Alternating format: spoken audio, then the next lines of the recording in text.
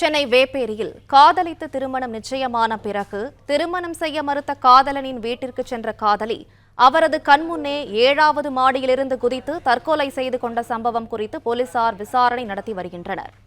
இதுகுறித்த மேலும் விவரங்களை செய்தியாளர் சரவணகுமார் வழங்க கேட்கலாம். சரவணகுமார், வணக்கம். விவரங்களை சொல்லுங்க.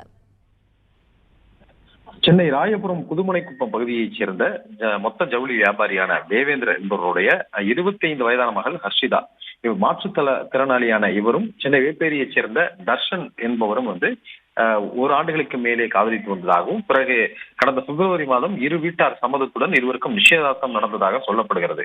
திருமணம் இன்னும் ஒரு சில மாதங்களில் நடைபெற இருக்கக்கூடிய நிலையில்தான் திடீரென தர்ஷன் ஹர்ஷிதாவிடம் அவருடைய காதலை முறித்துக் கொண்டதாகவும், அவரிடம் சரியாக பேசாமல் இருந்ததாகவும் சொல்லப்படுகிறது. இதனால் அந்த பெண் தர்ஷினி நேரடியாக இவருடைய வீட்டிற்கு, ஹர்ஷிதா தர்ஷனுடைய வீட்டிற்கு சென்று, வேப்பேரியில் கூடிய வீட்டிற்கு சென்று அவருடைய குடும்பத்தினருடன் சென்று பேசியிருக்கிறார்.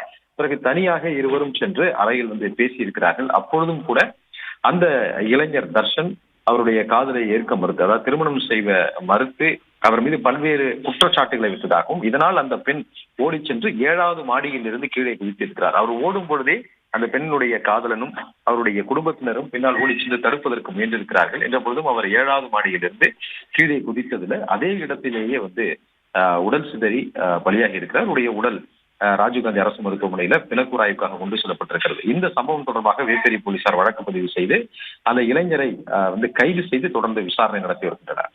பிளே ஸ்டோர் மற்றும் ஆப் ஸ்டோரில் இருந்து பாலிமர் செயலியை QR கோடு மூலம் பதிவிறக்கம் செய்யுங்கள். செய்திகளை உடனுக்குடன் பெறுங்கள்.